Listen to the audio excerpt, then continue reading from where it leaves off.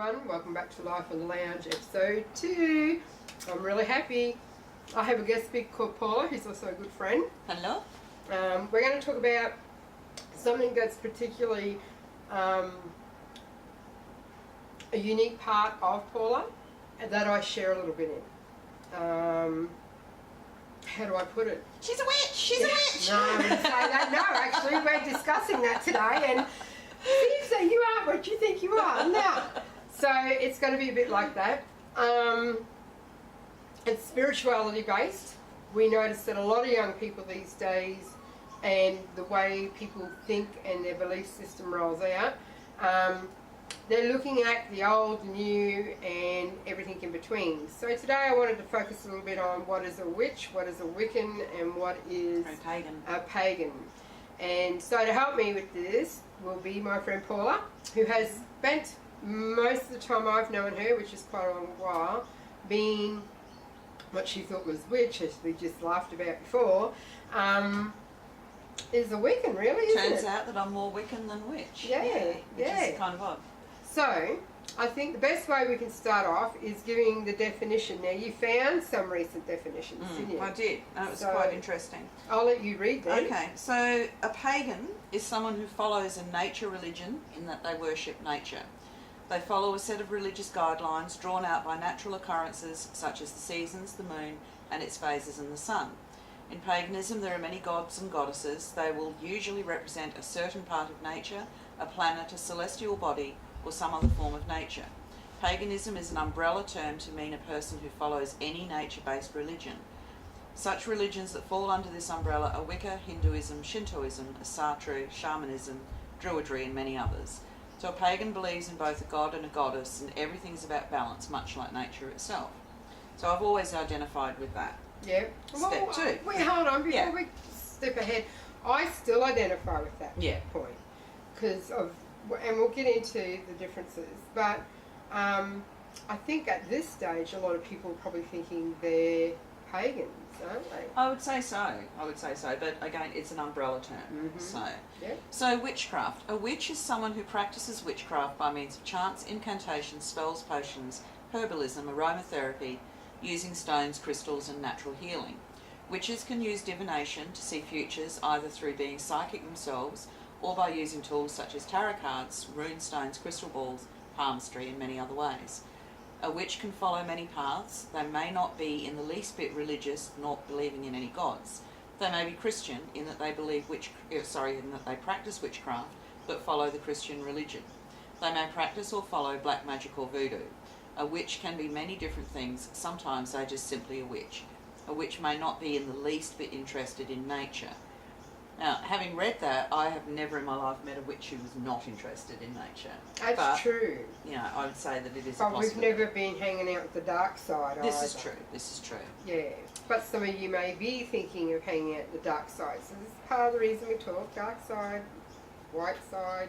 Yeah, exactly. They tend to use that terminology when witching, don't they? Yeah, they seem to. Oh, is it black magic or white magic? Yeah. No, it's not, it's just magic. Yeah, that's it. Okay, so a Wiccan is someone who is a pagan and is a witch, who practices witchcraft as part of their religion. Put simply, a Wiccan is a pagan witch. Wiccans follow the moon phases, performing different rituals and magic on certain times of the moon phases. In Wicca, the moon is the goddess and the sun is God. In some branches of Wicca, such as Gardnerian, there is only one god and one goddess, but a lot of Wiccans believe in multiple gods and goddesses. These are called eclectic Wicca. In Wicca, there are 8 holidays called Sabbats. These are celebrated on each changing of the 4 seasons and on the 2 solstices and 2 equinox. Throughout the year, the full moons are called Asvats, and much ritual and magical work is done on these nights. Wiccans use nature as part of their magical rituals and workings. It is based on many ancient pagan civilizations, such as Native Americans, ancient Romans, ancient Greece, ancient Egypt, Norse Vikings, Aztecs, Incas, Celts, Druids, and Anglo-Saxons. It is said not all witches are Wiccan, but all Wiccans are witches. That's pretty good. That's pretty good, yeah. So that's what you really like. So that's what I am, yeah. There's all of those things that it talks about are the things that I've done for the last 30 odd years. Right. So, I want to ask a few questions because we've got different people at different levels, and once again I'm referring to my book, folks. I love it. I love it. Came prepared. All right. So I'm thinking about this. Were you always Wiccan? No. Right. No. What was the basis of where you began, I suppose, what one would say your spiritual journey? Well, I guess it's my parents raised us in the church. We were of the Methodist Church. In fact, I was very proud that the church that I was baptised in Adelaide was the one that had all of the LGBT banners hanging on it. And I was like, yes. But yeah, so I grew up in the church. I did the whole thing. You know, I was in the choir and the youth group, played netball for the church, and until I was in probably second year high school. Wow. So wow, hold on folks, you gotta understand, this is the first time I'm hearing this stuff. I'm like, oh my God, I've known this woman for how long? And wow, yeah. Okay. So cool. Yeah, my childhood was full on Christian. Like, it wasn't so much talked about in the home.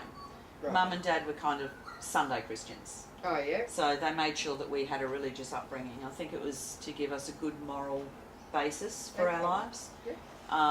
And then when we decided what we really wanted to do, they were like, yep, cool, no worries. So we weren't forced to continue on at all. But I guess part of becoming interested was, you know, you hear these fairy tales when you're a kid, and everything's about, you know, fairies and gnomes and elves and the Wicked Witch and all the rest of it. Mm-hmm. And it's really odd because our kids hear these stories and we don't actually sit there and go, oh, well, none of that's real.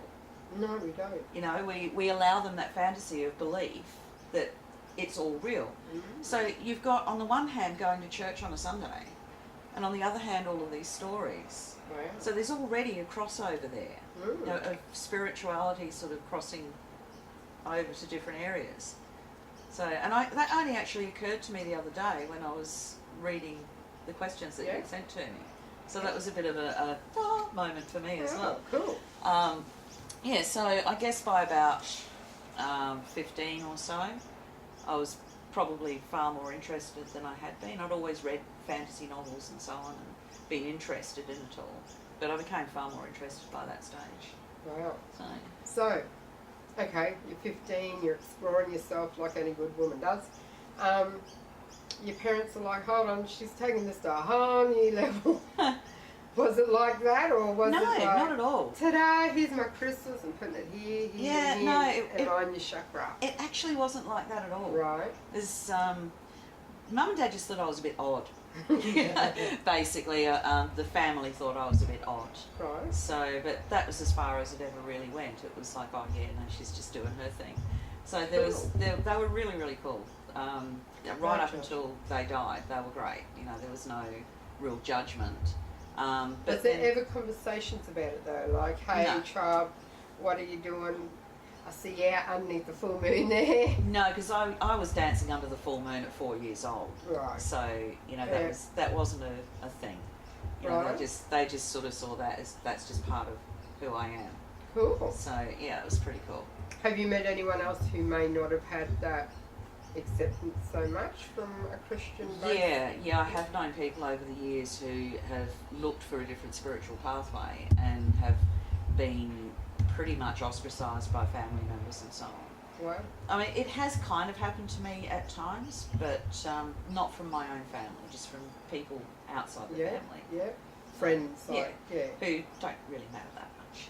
Yeah. You know, no offence to those like people, that. but, you know, if you're going to judge, well, judge me on something that's actually, you know, I'm not out there killing people or doing anything like that, so. True, that's true. Don't worry, it's just the husband in the background.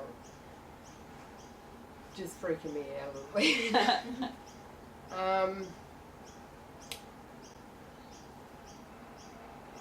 How does your belief system help or hinder you? Like, okay, I'm looking at you're 15, you're secured in yourself, you dance on the moon, you do your bits and pieces, everyone goes, oh well, there's wacky Paula just doing her wacky ass shit, right? Has it ever hindered you to say well, you've always said I'm pagan, when you've got to go Wiccan now? Yeah, well, it's odd. Like when I was 15, 16, you know, I wasn't really actively practicing. You know, Right. I was interested. Yeah. And still hadn't come to terms with... What is actively practicing? I think that needs to be defined. Okay, when you are actively practicing as a pagan, Wiccan, witch, whatever label you want to put on yourself, you are doing those rituals. You are living it as a lifestyle. Yep. It's not something that you just dabble in. You know, it's like, it becomes like breathing almost. All right. Yep. That, you know, you look at what's out there with a different set of eyes, and you live your life according to the ethics of our religion. And I put religion in inverted commas because it's so personal, that it doesn't matter what label you have on yourself, you have peculiarities that are particularly yours. You're not following a set dogma. Right, yep. So you choose what suits you, and that's what makes it a more encompassing belief system. Yep. Yep. And Wiccan, from what we read, encompasses a whole heap, but it has a structure. When did you start the structure? In my mid to late 20s, I had a friend, Natalie, who was absolutely amazing. She's passed away, unfortunately. But she was just the most amazing woman I'd ever met, and she was the first person that I'd ever met who was fully engaged. Everyone else I'd ever known had sort of just dabbled, or they said they knew what they were doing, or, you know, there's a lot of people out there who like to call themselves a certain thing, but, you know, they really aren't. But this woman, she was the real deal. And she used to do card readings, and she saw things, and, you know, she told me about past life stuff, and gave me a set of ethics to live by. And not by sitting there and saying, you must do this and do this. It was just by watching the way she was. Wow. And, you know, just the way she lived her life. So basically, how she was as a person, you were attracted to how she was. Very, very much, yeah. Yep. Yeah, love that woman with all my heart. Oh, sad to see.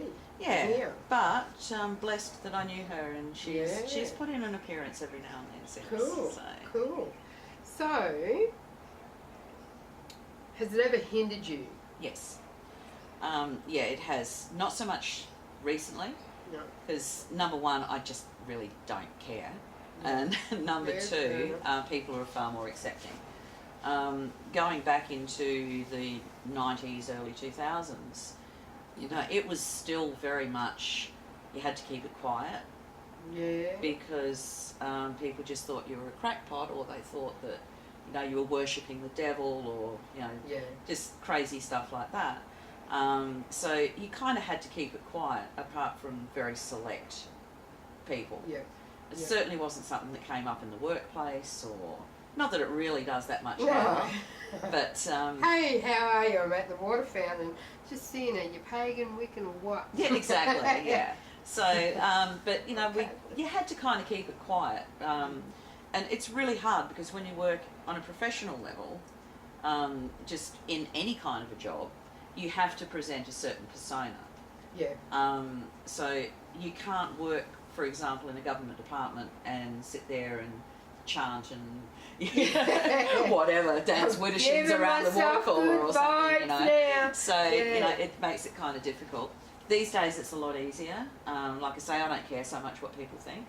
I'm fortunate to work with people who are really very open and accepting and respectful, which is quite funny. It's not like you're outside riding a broom, going, you banished your big bullfrog. Yeah. Well, I can't ride a broom, I'm scared of heights. It just wouldn't work for me. Oh God, I could just imagine. I don't want to lift off, I don't want to lift off.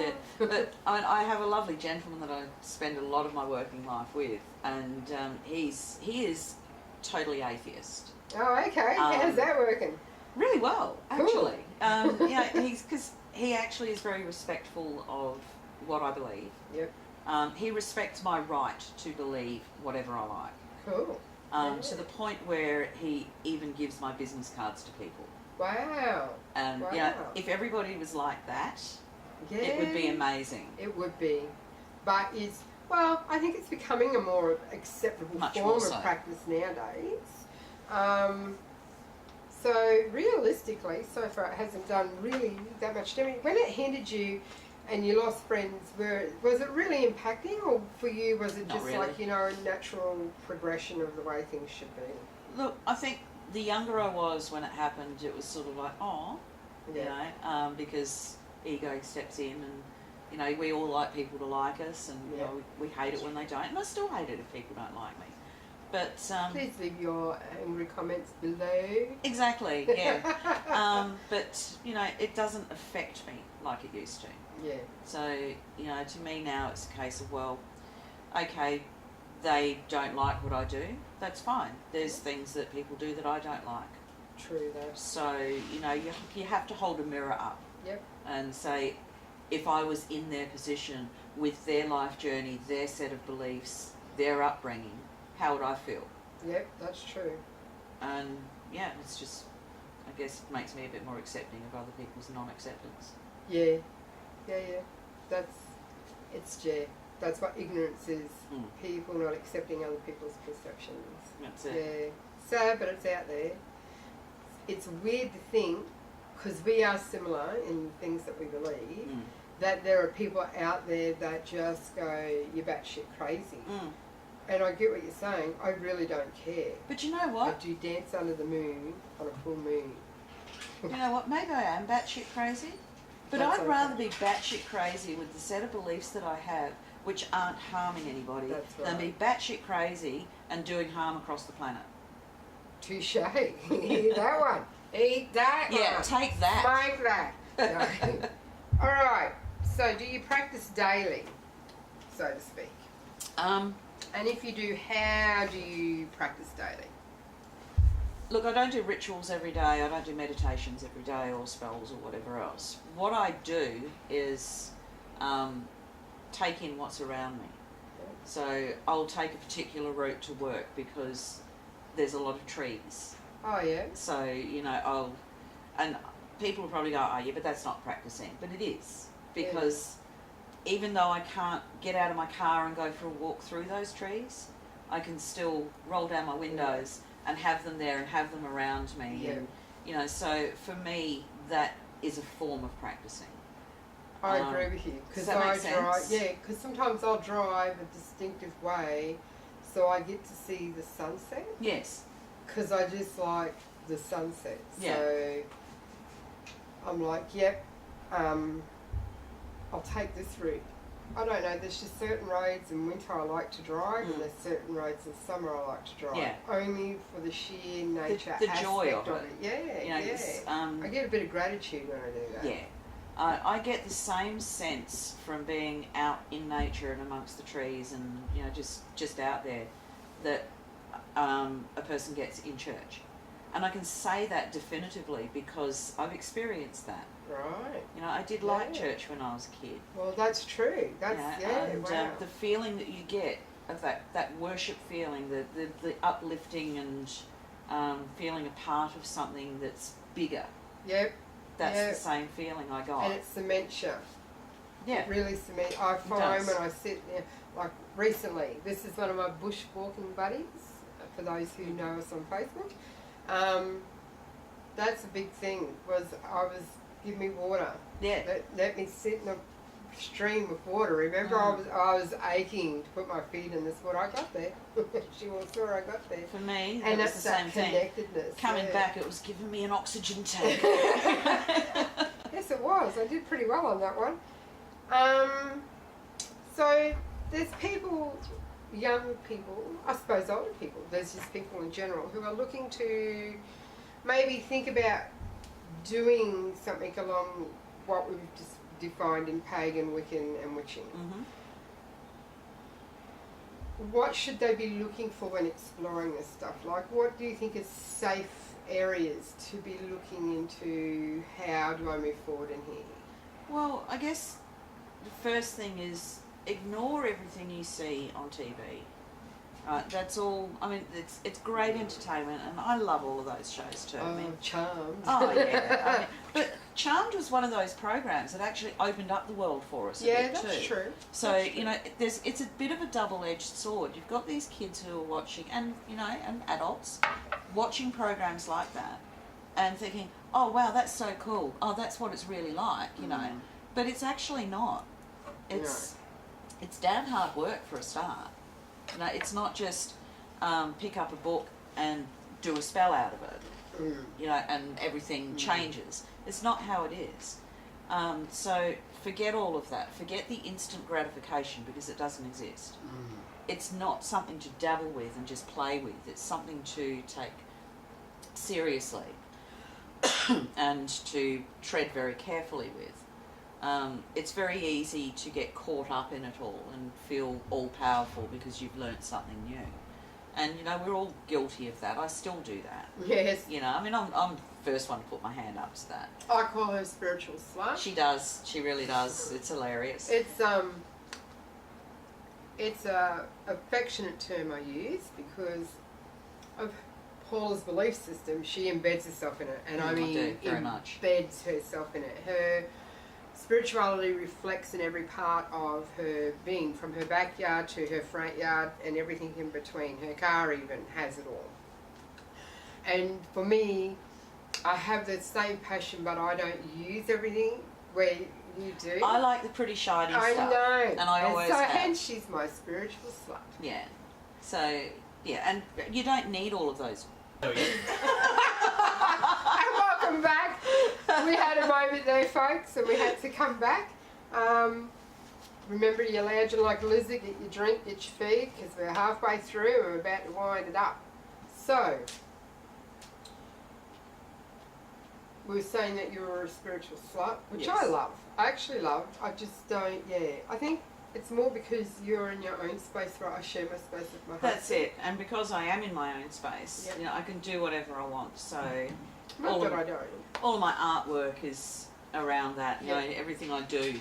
You know, there's not a room in my house, including the toilet, that doesn't have some aspect of it. Yeah, So, yeah, it's just me. that's cool. But people like that. They come in and they feel really comfortable as well. You know, it's one of the comments that I get most regularly is, oh, I really love your house. I really feel at home. Yeah.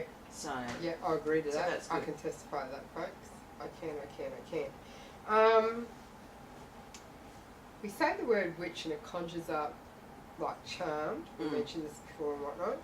What do you want people to see a witch as, I suppose? I'd probably go a more traditional bent with it. Witches were originally the herbalists. They were the wise women. They were the midwives and the healers of the village and the community. And that's what a witch was. We only received this other label of, you know, warts and broomsticks and black cats and whatever, when, no offence to Christianity, but when the church decided that they wanted to basically squash witchcraft and introduce their own dogma. Most of our religious holidays have been borrowed from pagan tradition. The reason being is it's far easier to assimilate a people than to conquer them. So the way that Christianity assimilated the basic person was to borrow from their holidays. Apparently. So Christmas became, well, Yule became Christmas as the main one. So it's, I mean, I think Jesus was actually supposedly born in January sometime. Oh, okay. But they accommodated Christmas as being that ceremony, and that's why we've got the Yule log and we've got everything else. It's the midwinter.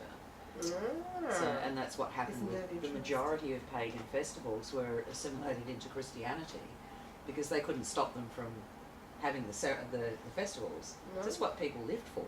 Yeah. They had very bleak existences, living hand to mouth from season to season.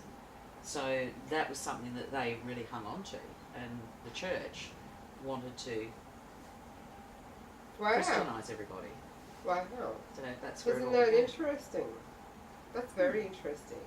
So have you ever had this discussion with your parents at any time in the past? Like, was it because you came from that background? Did you ever, were they intellects where they would sit and talk with you about this stuff? We honestly just never really had a conversation about it. I mean, Mum, I think, at one point had a crisis of faith. She I don't know exactly the circumstances of that. My suspicion is it was when she lost a baby. And I think, that was a couple of years before I was born. And I think that may have been the crisis of faith that I've been told occurred. Right. But she still continued to send us to church and whatever. But it's like I said before, they were Sunday Christians. Yep. Not disbelievers, but not sort of full-on believers either. Like give you something to base something Yeah. on. So we never really had any discussions along those lines at all. Not in all those years. Okay, we've got somebody who's suddenly gone, I really like what this chick's saying, like she's watching the YouTube channel, remember to like, subscribe and share it. Just putting that in there while I will. can. And they're like, okay, I really want to get into this. Where do they go to start learning about this? Because, you talk about Christianity, pick a church you want to go to. Talk about Hinduism, find a temple. I got to say, most people who Wiccan, Pagan, Witch, which I don't really affiliate to, but I do practice what they practice. So, because I'm a bit different again in some areas. I'm just looking at where do we go for that information? Well, it is hard because, even though we're very open as a community now, and make no mistake, it is a community, it's still hard for the young people to hook into that. So I guess the internet is probably the best place to start. Right. What? You have to be careful. Yeah. I was going to say, come on, internet, like, I'm a big believer of energy, shifting of energy. And so the internet is a big energy shift. It is. Look, when I say use the internet, it is the easiest access for information. Yep. And to make those comparisons. When you're searching the internet though, when you're looking for information, the best advice I can give is, does it resonate with you?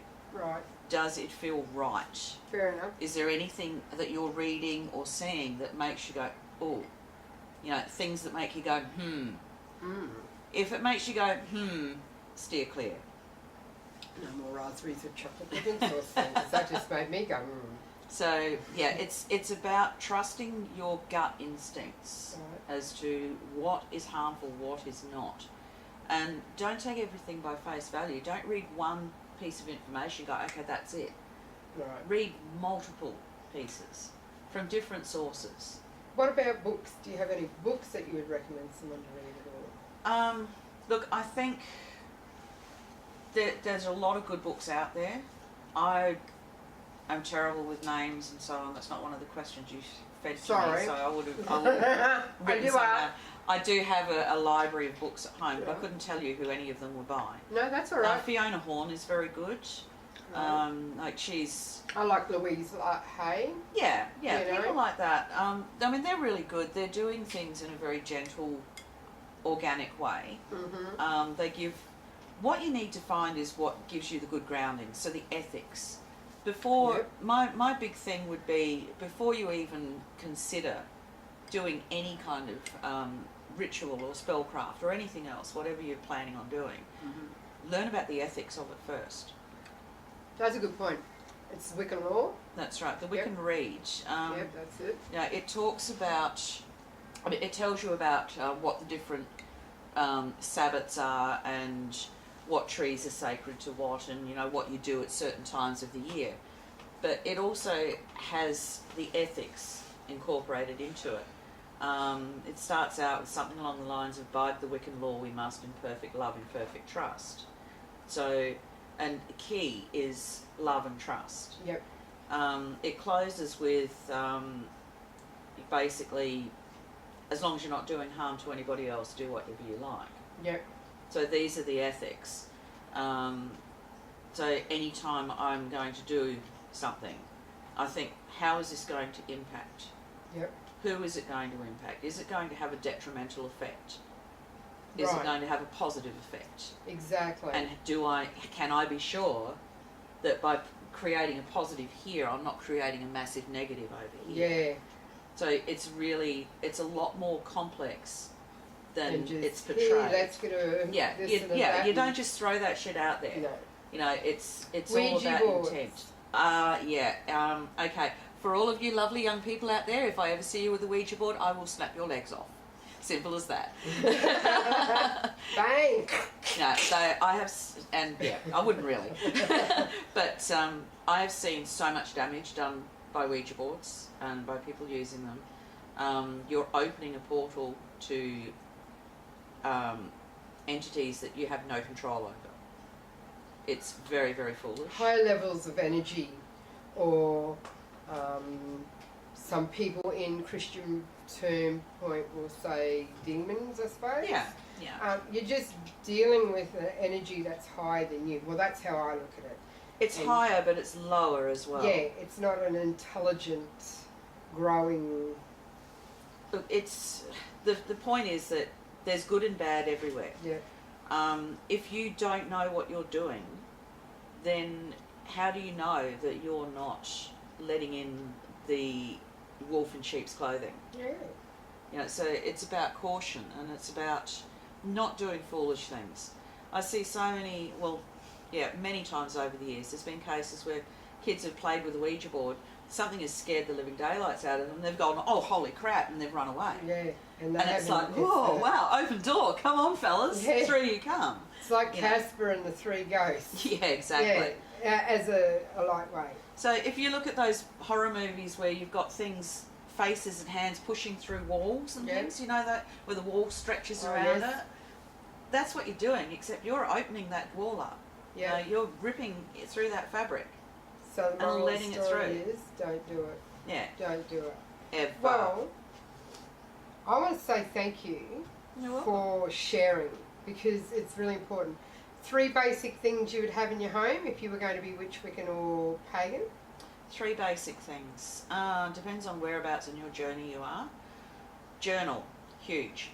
Some people call it a book of shadows. It is a journal. It's where you write down everything you do, and then afterwards you pick it to pieces and go, what did I do wrong? Or what did I do right? It's your diary of your life. What else? It's whatever resonates to you. I mean, I like all of the trappings, so, you know, I would say things I would say garden. Get your garden, add some herbs in that garden. And not everyone's going to be into that, but somewhere that you can bury your feet or bury your hands in the soil. But you got to give something back for that energy. So you do. So that's why I say herbs, because they're a lot easier and hardier than some of the other plants you might want to put in there. What's your third? I like crystals. I would say crystals. They're easy.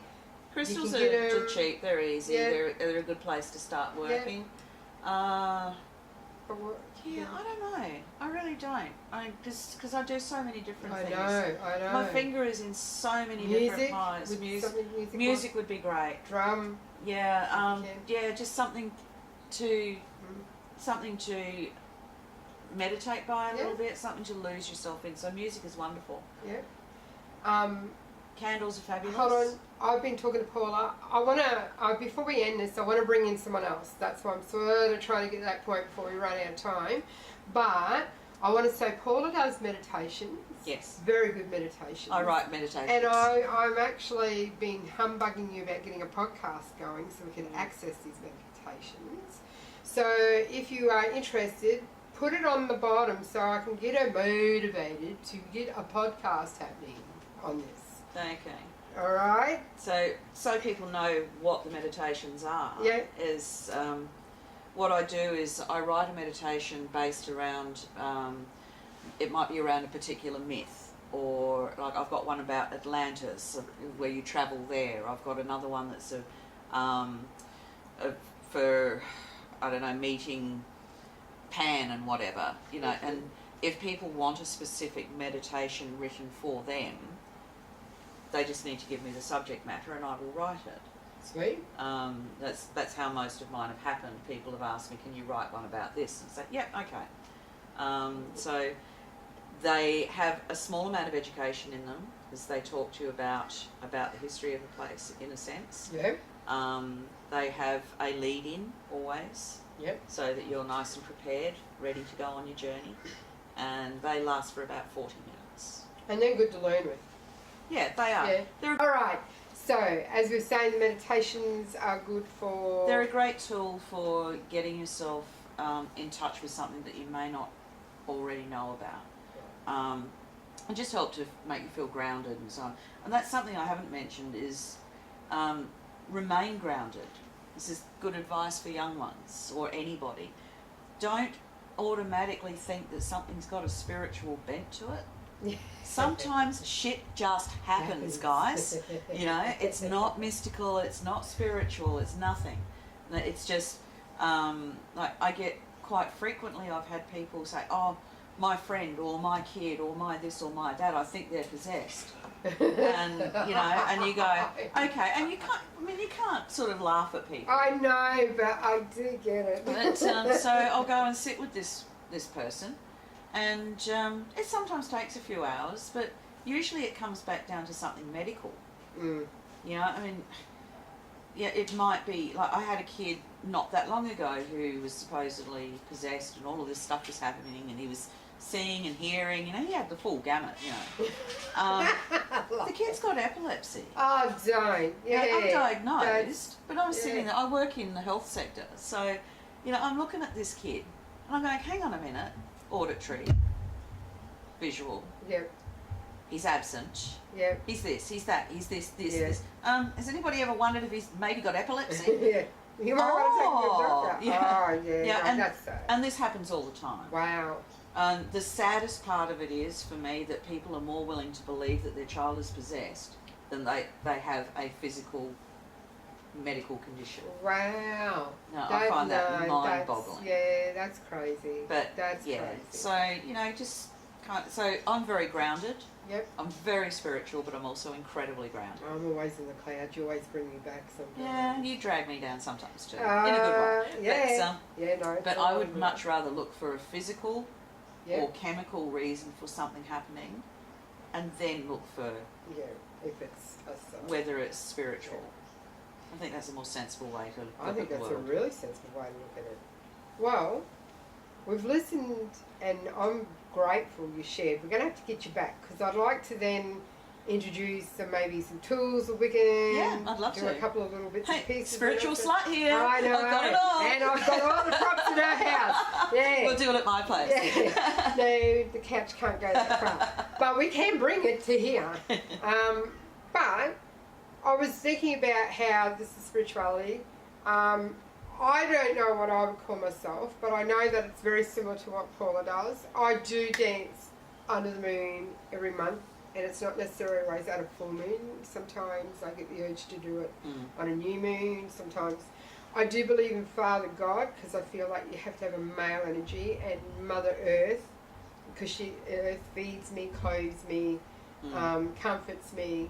You know, I come from Earth. Yeah. You know, and everyone comes from a mother. But there's this symbiotic relationship between Earth and Sun. The Earth can't exist without the Sun. Exactly, exactly. So it's just, but then I don't believe I belong to any one thing. I've done a spell or two, but I've never done spells. So for me, I don't claim myself as any of them, but I suppose I'd be Wiccan if I had to put myself into a label. But I have someone who has a really different take on spirituality, and I felt that she should share this because we were talking so deeply about spirituality. I want to welcome my Google girl, Ashley, to the couch because I'd like her to share, just in case someone out there really wants a different spin. And I thought this is a good opportunity to throw that one out there. Ashley, come down. So is this where I get my marching orders and No, have to go and take the back seat? No, you have to stay in the lounge, but we've got to let Ash in. Okay, welcome back. Welcome back. You'll find that we'll have breaks at times, and that's okay. So if it sounds like the conversation goes, it's because we've stopped, time out. As you can see by the food board, it always changes. Ash is joining us now because we were talking about spirituality, and Ash has a very different take And I wanted you to share it just because we're throwing out some old age stuff with some new age twists, I suppose, to it.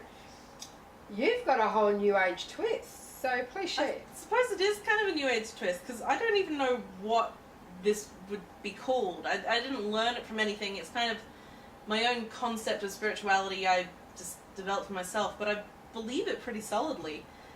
I guess the basis of it is that I pretty much believe there's only one soul on the whole planet. Just one. And it's kind of a concept of non-linear reincarnation. So, like, you could be my future life or my past life, and so would you. And, like, everyone has the same soul, just at a different progression of its existence in the world. And that would be any living thing. And I believe that's us just going through different life cycles, learning different things, going through different trials, and just developing our knowledge of existence until I believe the end product of that would be until you no longer need a physical form and become, I don't know, a god or something. Yeah, fully enlightened. You reach enlightenment. Yeah. It's an interesting concept, and it's not such a new twist. That's a concept that's been around for a while. Not exactly in that form, but spiritualists used to believe, and maybe some still do, that we are all part of one soul mind. So, and time isn't linear. Yeah. So, it's a case of you are past, present, future all at once. So, that's a really... I find it fascinating that you've come up with that yourself. Yeah. I think that's amazing. And all I could think of was we're all made of cells. Our cells come together to make our organs, our skin, and technically each soul in your mind is a cell of that whole of the soul. being. Yeah. That's how I visualise that then. Yeah. Wow. It's still a mind-blowing concept. It is, because, every cruelty that someone does to you or that you do to someone is something you're doing to yourself. Every kindness that you do to someone is a kindness to yourself. And you don't know the number of go F yourself jokes I've heard when I've talked about this. I just think this is really, and this is what I love, and this is why I do Life and Lounge, because I think it's the unusual that people don't talk about. Let's get it out there. I wonder how many people watching. Please comment. If you're seeing this on Facebook or on YouTube itself, please comment. We want to hear back from you at the end of these things. Do you resonate with Ashley? Do you resonate with Paula? Resonate with myself? Like, I believe it's a very personal choice, this sort of stuff. It's got to be. I don't think it can be taught to you. I don't think it... I was in a Baptist church for a while there, right? And no offence to the Baptist people, but for me, it just wasn't cutting the mustard for me. It was just too... I didn't think being spiritual had to be restrictive. That was my problem. Yeah. I loved the church. I loved everything that I did there. Yeah. But the fact that... And Uniting Church, or Methodist as it was when I was little, very liberal church here in Australia. Even then it was very liberal minded, but you were still taught how you were supposed to worship. Yeah. And The whilst I liked it all, I didn't like the fact that I was being told this is what you must believe. Yeah. So I like being eclectic. I like choosing from everything. I love what you've just raised. I do too. No, that's something else that I'll take into my little bag of tricks and go, I'll mull that one over a little bit. This is where she is a real spiritual slut. Yeah. It's every I'm a sponge. Yes. I'll suck it all up. I love it. I think it can be quite open to interpretation too. Like, I personally do believe that there are, I suppose I could call them gods or beings. I call them teachers that kind of put the lessons in place. Like, I don't know if someone like Hitler was actually in my past life, or significant beings like Jesus, who was a real person at some point. Yeah. The people that make the significant changes in the world could be us, but they could also be the teachers that bring the lessons about and make you learn. In mass force. Yes, Yeah. I hear what you're saying, because Hitler was a mass force learning. Yeah. Jesus was a mass force learning. You know what I mean? Like, I also Yeah. at some point had a thought, and I don't know how people feel about this, if it'll hurt or not, but in your life you're supposed to be, my belief is you're learning more about existence and about the world, and when it comes to the concept of children who didn't live long or stillborn and miscarriages, which I've experienced and that's painful, there's nothing for that soul to learn in that time. So I like to believe that those souls aren't part of the cycle, that they're also the teachers delivering the lesson. And that's what I was going to say, is it that they have come for their short period of time to teach something to those who they've come to? Yeah. Or another concept, and I'm not trying to take over from it in any way, shape or form, but another concept is that the soul has not completely lived out the existence that they should have. So they've come back for that brief moment to complete that cycle. Yeah. Or another way I've looked at that as well is all of the above. And I have. I've thought about this. I mean, I couldn't help but think about this stuff at times myself. Is it a matter of they come because the lesson you've got to learn, like they're teaching, but they also need is just pure love. Like that's that one little concept they never understood when you're pregnant and with that child. It's a oneness. Doesn't matter if you've had 4 before, 1 before, none before. Each one brings their own. It's when you're pregnant, it's an unconditional connection. It's so unbelievable the amount of love you can feel for someone you've never met. Yes.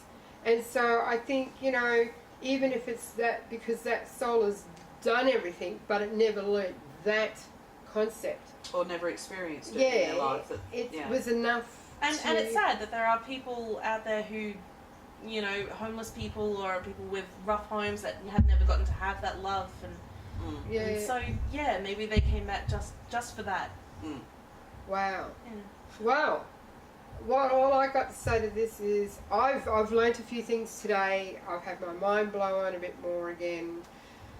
I've had good food, good company. Thank you for coming in. I know it was short and sweet, but thank you. I appreciate that. That was really. That was really cool. As soon as you said it last time, I thought, I'm going to suck the life out of Miss Paula here, and then I'm going to finish with you. And then I'm going to sit here going mind blown. I love it. I love it. I want to thank you for taking the time, come and sharing with us. I really appreciate it. For me, I want to say we're going to do a Christmas special soon. I'm still looking for a Mr. Santa Claus. I'm calling out for a Mr. Santa Claus, please. We're doing a Santa Christmas special. Basically, any cheap ways to make some gifts, some really chic gifts if you don't like somebody. Some genuine way to phone for help if you are struggling, because not Christmas is fun for everybody.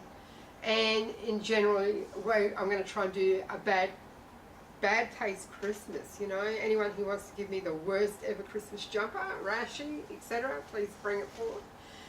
Be a lounge lizard. Get your drink, get your snack, get ready. Don't forget to like, subscribe. We'll see you for the Christmas rush. Thank you very much for having your time on the lounge. Thank you for coming. This is my Google girl, by the way. Again, Trent, the cameraman. Don't forget to follow him on what, Trent? What's your... Mirloks Den. There you go, folks. And I'll catch you next time. Cheers.